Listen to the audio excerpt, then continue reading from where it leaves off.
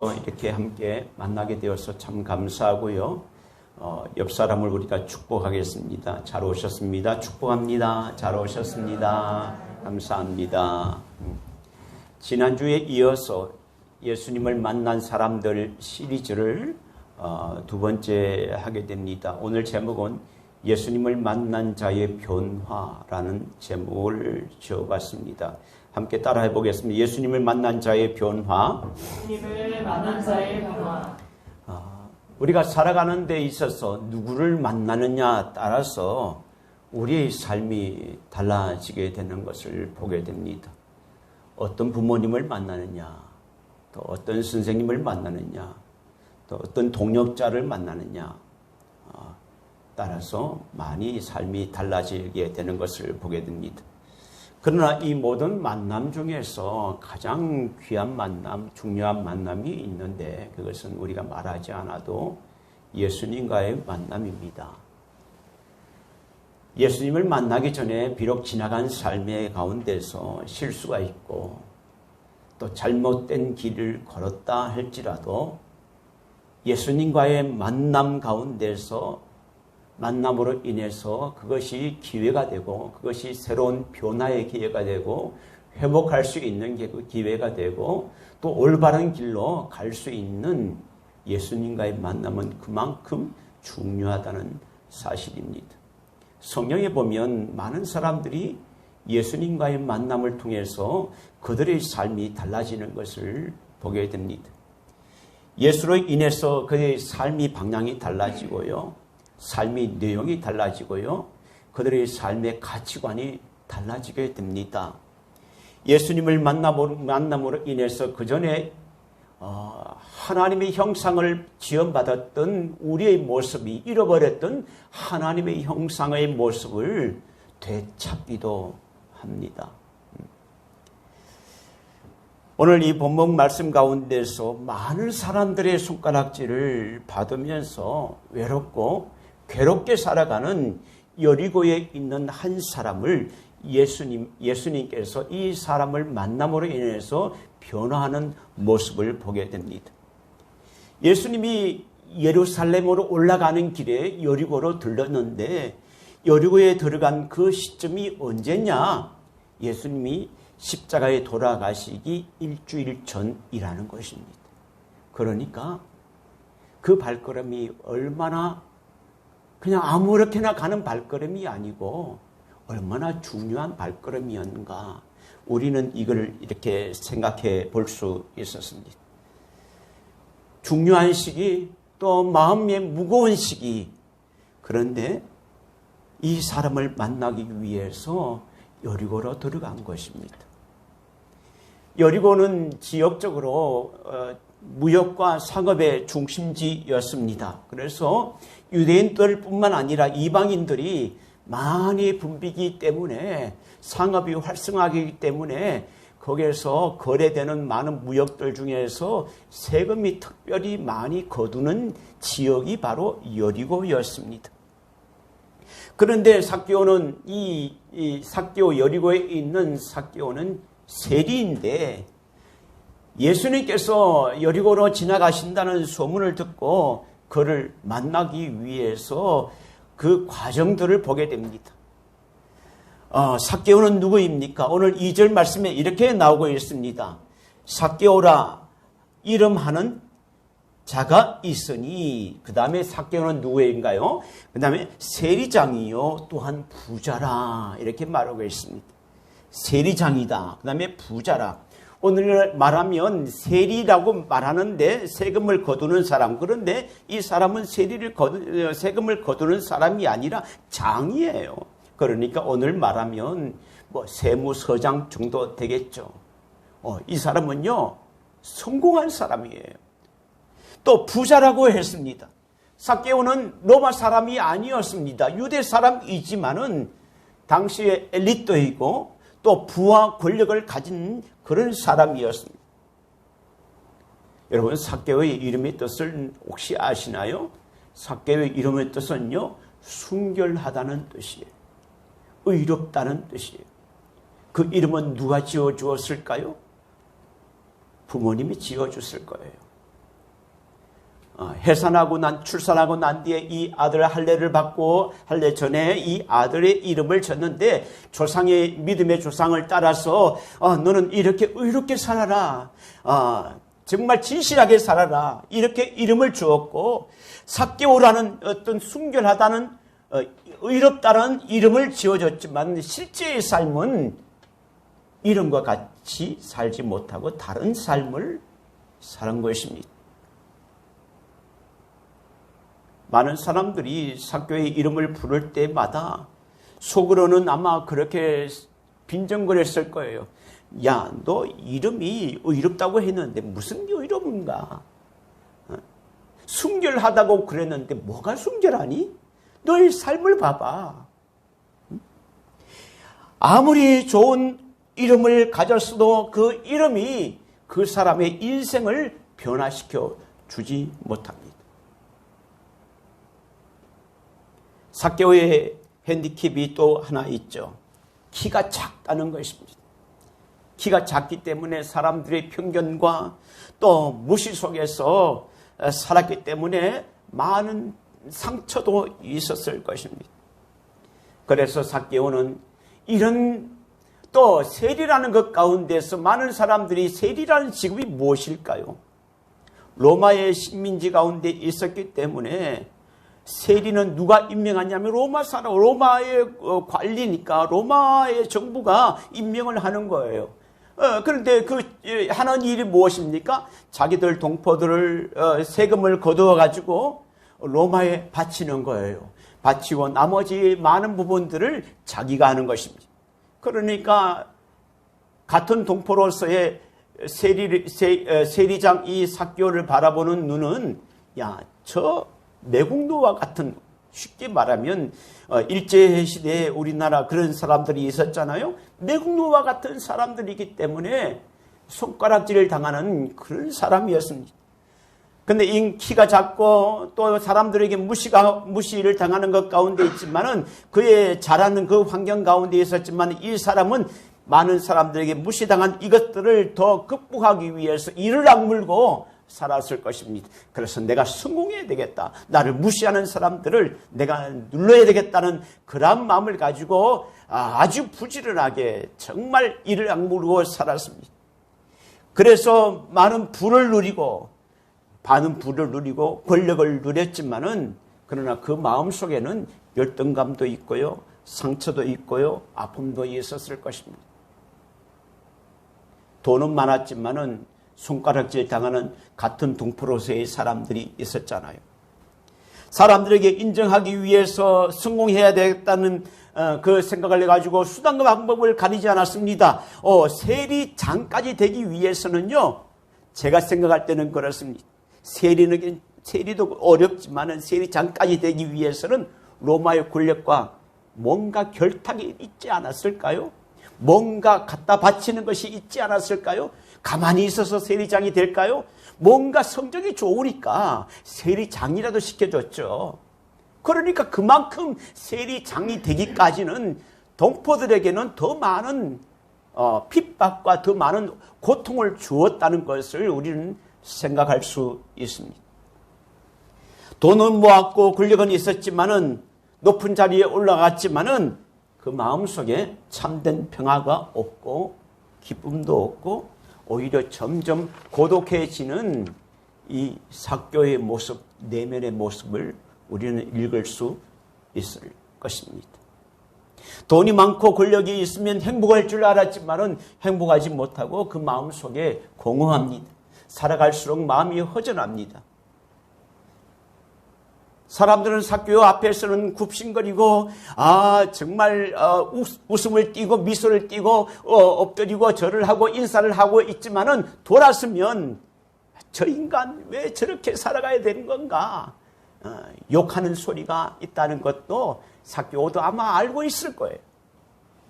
그런데 어느 날 세리와 예수님이 여리고에 들어온다는 소문을 들었습니다. 이미 예수님을 통해서 소문을 통해서 예수님은 세리와 죄인들의 친구라는 그런 소식을 들은 거예요. 아니 어떤 사람이 사람들의 손가락질 당하는 세리, 자기 같은 세리의 이 사람의 친구라고 될 수 있을까? 더군다나 예수님의 제자 중에서 세리가 있습니다. 세리 마태가 있잖아요. 아니, 죄인이라는 사람들의 손가락질 당하는 그 세리를 예수님이 제자로 삼았을까? 궁금하기 시작했습니다. 제일 처음에는 소식을 듣기 시작했어요. 그리고 점점 궁금하기 시작했습니다. 예수라는 분이 도대체 어떤 분이길래 나 같은 악한 세리의 친구가 된단 말인가? 그러면서 그 마음속에 점점 예수에 대해서 알아가고 싶은 마음이 있어요. 갈망이 생기게 된 것입니다. 오늘 보면 이렇게 말하고 있습니다. 2절에 보십시오. 2절을 함께 한번 읽어볼까요? 2절 시작. 삭개오라 이름하는 자가 있으니 세리장이요 또한 부자라. 여기에 보면 2절에 이렇게 말합니다. 삭개오라 이름하는 자가 있으니 세리장이요 또한 부자라. 3절 시작. 그가 예수께서 어떠한 사람인가 하여 보고자 하되 키가 작고 사람이 많아 할 수 없어. 제일 먼저 3절 전반에 예수께서 어떤 사람인가 하여 보고자 하되, 이미 소문으로는 많이 들었어요. 점점 마음에 궁금한 게 생겼습니다. 도대체 죄인들의 친구가 어떤 분이실까? 제일 처음에는 소문 가운데 있었지만은 점차적으로 그 소문이 듣고 또 세리 마태가 제자가 되었다는 그 소식을 듣고 세리라는 사람들이 많지 않잖아요. 그러니까 세리끼리는 어떤 네트워크가 있어서 어떤 교류가 있었을지도 몰라요. 그러니까 세리를 통해서 세리 마태를 통해서 또 그 세리 마태의 친구들을 통해 세리를 통해서 예수라는 사람에 대해서 알게 된 거예요. 예수를 만난 자들이 어떻게 그동안 고통 가운데 있던 자들이 또 문제 있던 가운데 있던 자들이 예수를 만나서 변화되었다는 소문을 듣고 점점 마음속에 예수를 만나고 싶은 그런 갈증이 있었다는 사실입니다. 여러분, 오늘 그가 예수께서 어떤 사람인가 하여 보고자 하되, 자, 그렇다 그러면 삭개오의 관심은 어디에 있습니까? 삭개오의 관심은요, 자기의 재물에 있지 않았습니다. 물론 지금 돈이 많았기 때문에 그렇죠. 지금 삭개오의 관심이 어디에 있습니까? 예수라는 사람 도대체 누구냐? 오늘 우리들의 관심은 무엇일까요? 교회 와서 예배 드리는 관심이 무엇일까요? 과연 예수가 누군가, 그분이 누구인가, 삭개오처럼 우리의 마음에 관심도 갈증도 그러한 마음을 가지고 있는 건가? 한번 비교해서 생각해 보게 됩니다. 예수님을 만난 많은 사람들이 고침을 받고 변화되었다는 소문을 듣고 자신의 갈증도 있잖아요. 자신의 고민도 있잖아요. 이것을 해결하고 싶은 마음이 마음속에 많이 있었습니다. 나도 문제를 해결하고 싶어. 나도 갈증을 해결하고 싶어. 이러한 마음이 있었습니다. 근데 만나기 위해서 나갔지만은 23절에 보면 키가 작고 사람이 많아서 도저히 앞에 나아갈 수가 없었습니다. 자, 그러면 적어도 세리가 아니고 세리장인데, 권력을 가진 사람인데, 사람들 만나서 내가 그 소식을 듣고 예수를 만나서 나갔지만은 사람들이 많아서 만나지 못했다면, 다음에 만나지 뭐. 되돌아갈 수 있었을 거예요. 그렇지만 오늘 삭개오는 예수님을 만나고 싶은 마음, 갈증이 많이 있기 때문에, 그냥 관심이 아니라 많이 있기 때문에 어떻게 했습니까? 그것을 뚫고 나가는 모습을 보게 됩니다. 그는 주변에 있던 돌 무화과 나무, 이것이 뽕나무의 일종이랍니다.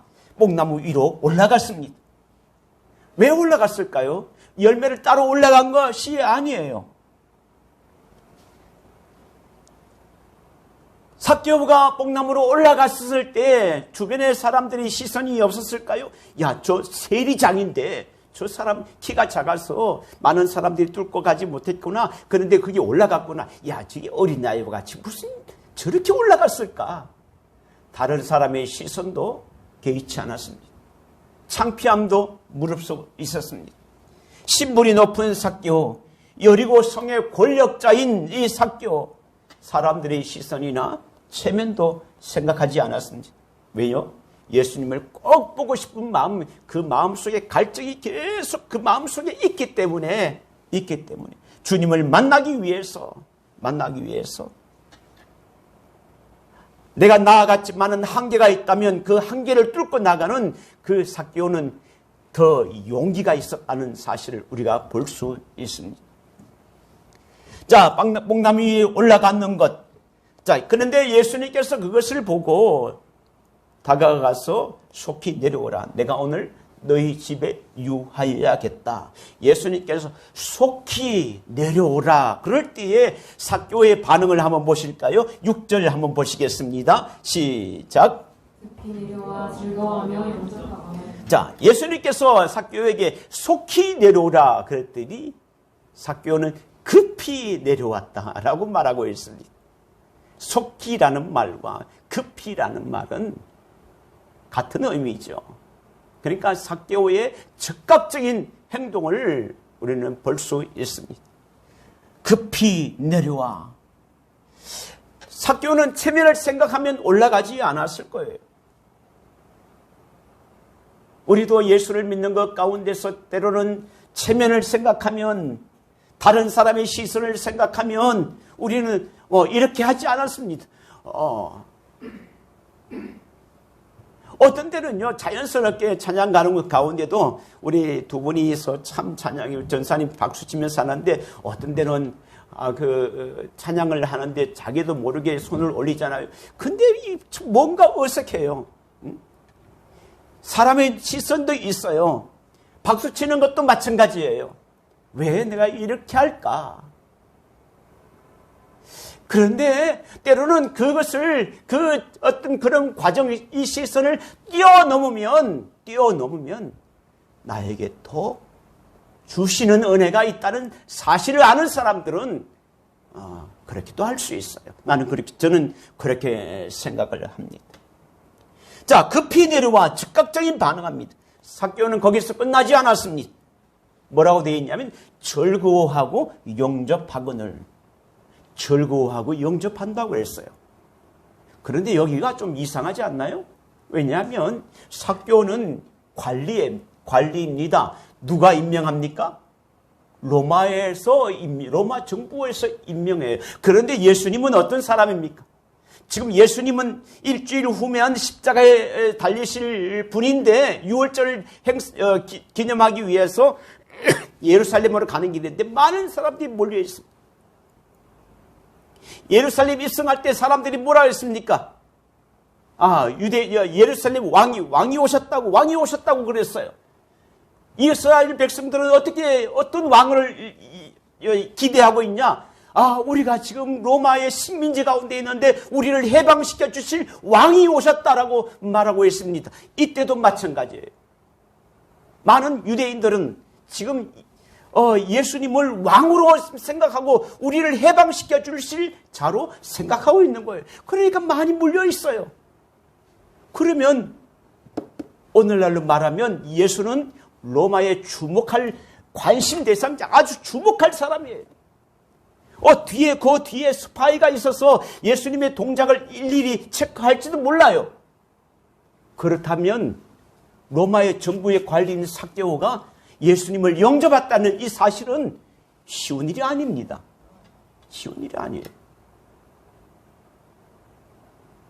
그런데 오늘 이 말씀 가운데서 로마의 정말 관심의 대상이고 주목할 자, 때로는 폭동의 주인공이 될지도 모를 이 사람, 반역의 주인공이 될지 모를 이 사람을 영접하는 이 삭개오의 모습을 만약에 보았다면 삭개오의 장래가 어떻게 되었을까요? 그런데 삭개오는 오늘 말씀 가운데 즐거워하며 영접하거늘. 그런데 또 다른 시선을 한번 보실까요? 7절 한번 보시겠습니다. 시작. 사람이 보고 수군거려 이르되 저가 죄인의 집에 유하러 들어갔구나 하더라. 자, 예수님이 삭개오의 집에 들어갈 때 죄인이라고 그랬어요. 죄인의 집에 들어갔다고 그랬어요. 죄인이라는 것은 누가 낙인을 찍어준 건가요? 죄인이라는 것은 누가 죄인이라고 했습니까? 성경 속에서 누가 그랬나요? 무사람이라고 그랬어요. 그때 함께 있던 사람들이 죄인이라고 그랬어요.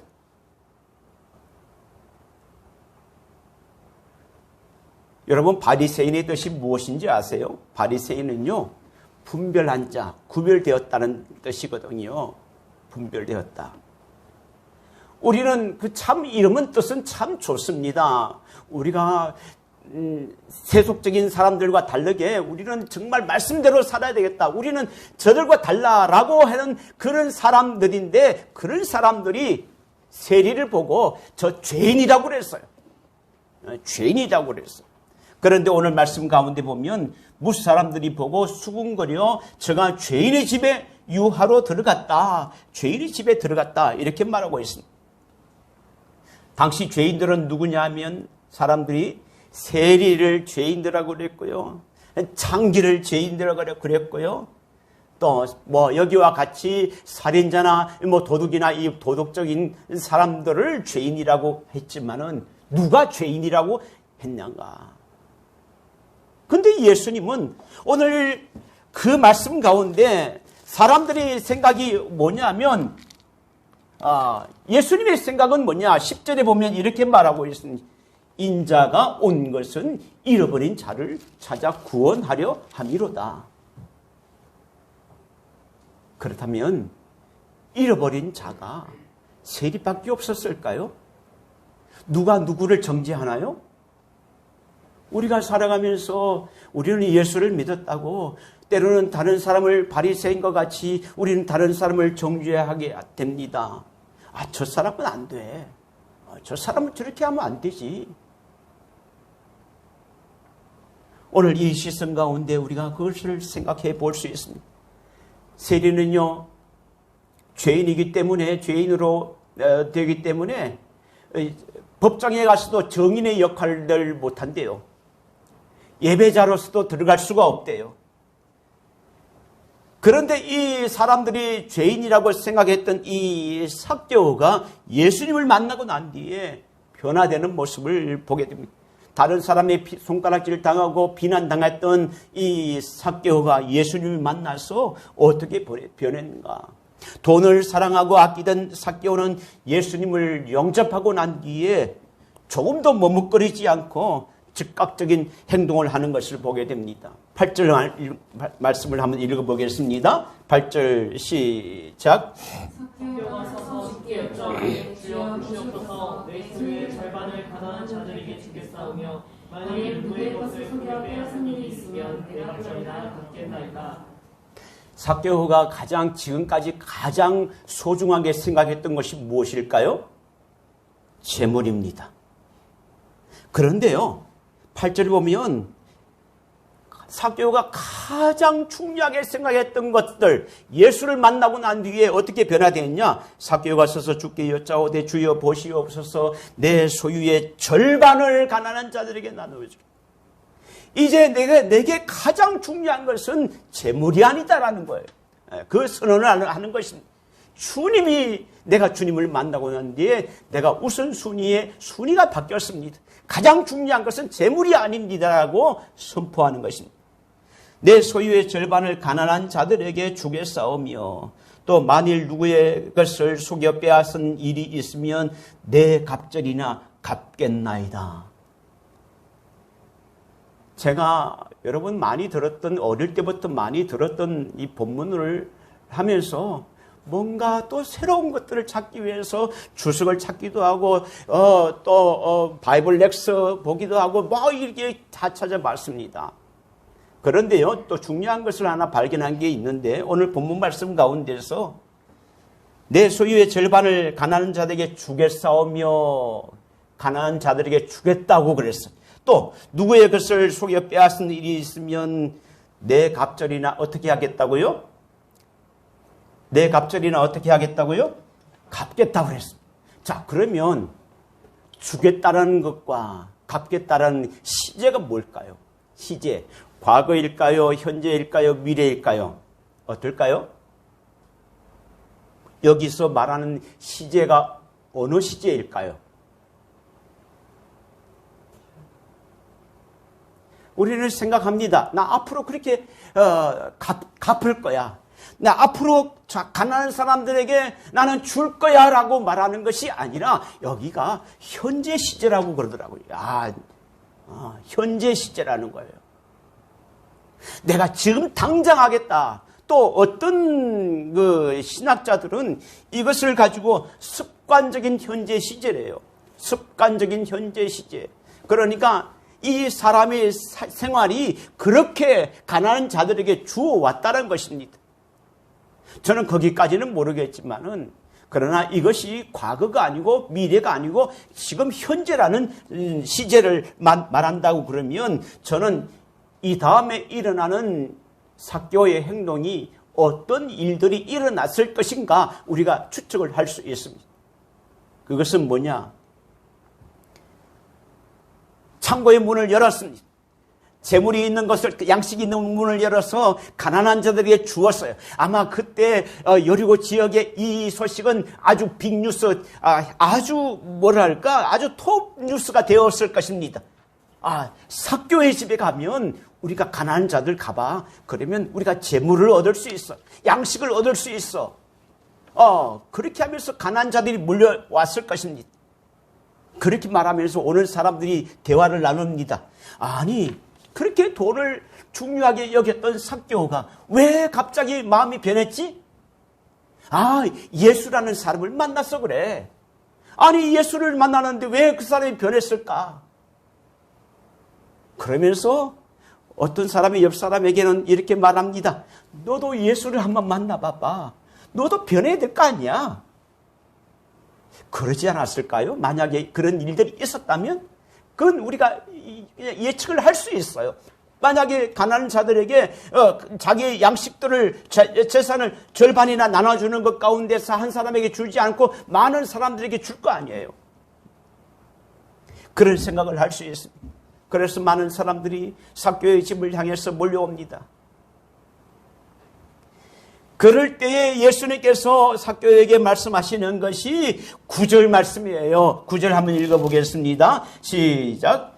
예수께서 이르시되 오늘 구원의 집이 이르렀으니 이 사람도 아브라함의 자손이미로다. 삭개오는 원래 유대인이었습니다. 아브라함의 자손이었습니다. 그런데 유대인처럼 하나님의 백성처럼 살지 못했고 아브라함의 자손처럼 살지 못했고 또 복의 권원처럼 살지 못했는데 예수님께서 아브라함의 자손으로 복의 권원으로 회복시켜 주신 거예요. 오늘 구원이 이 집에 이르렀다. 이 사람도 아브라함의 자손이미로다. 이 말씀을 생각하면서 우리들은 생각을 해볼 게 있습니다. 삭개오가 예수님을 만나서 이런 변화가 있어요. 삭개오를 만나면서 이렇게 변화가 될 수 있었을까요? 자기가 가장 중요하게 생각했던 것들 가난한 사람들에게 나눠주고 자기가 혹시 잘 모르고 빼앗았던 것이 있으면 속여서 빼앗은 것이 있으면 4배나 갚겠나이다. 이렇게 말하면서 자기의 재물들을 가난한 자들에게 다 나눠주는 그렇게 목숨과 같이 여겼던 그렇게 삶을 살았던 이 삭개오가 갑자기 변화되어서 목숨과 같은 것들을 가난한 자들에게 나누어 주었던 변화. 그 변화는 예수님을 만나고 난 뒤에부터 변화가 일어난 것입니다. 그렇다면 우리는 예수님을 만나고 난 뒤에 무엇이 변화되었는가 한번 생각해 봅시다. 변화되긴 되었는데 조금 변화되어서 다른 사람이 볼 때는 저게 변화되었는지 안 되었는지 알 수 없다는 것이 아니라 여리고 사람들이 모든 사람들은 삭개오고 이야 정말 변했네. 변했다. 어떻게 저렇게 변했을까? 라고 말을 들었다면 과연 우리는 우리 주변의 사람들이 나를 보고 예수를 믿는 것을 알까? 예수를 믿었는데 변화된 사실이 얼마나 변화되었다는 것을 우리가 알 수 있을까? 생각을 해보게 됩니다. 예수를 믿고 난 뒤에 내가 버린 것이 뭐니? 예수를 믿고 난 뒤에도 아직까지 버리지 못하고 아직까지 움켜쥐고 있는 것이 아닐까? 삭개오는 자기가 중요하게 생각했던 것들, 재물을 버려버렸어요. 버렸다는 거예요. 움켜쥐고 있던 것을 버렸는데 우리는 예수 믿고 난 뒤에도 아직까지 움켜쥐고 있지는 않고 있는지. 옛날에는 거리에 나가서 전도를 합니다. 예수 믿으면 복 받습니다. 예수 천당이라고 말합니다. 얼마나 귀합니까? 어제도 우리 전사님과 조집사님 또 모세 형제 매주 토요일마다 전도를 하는데 너무 감사합니다. 여러분, 전도하러 나오기가 어렵다면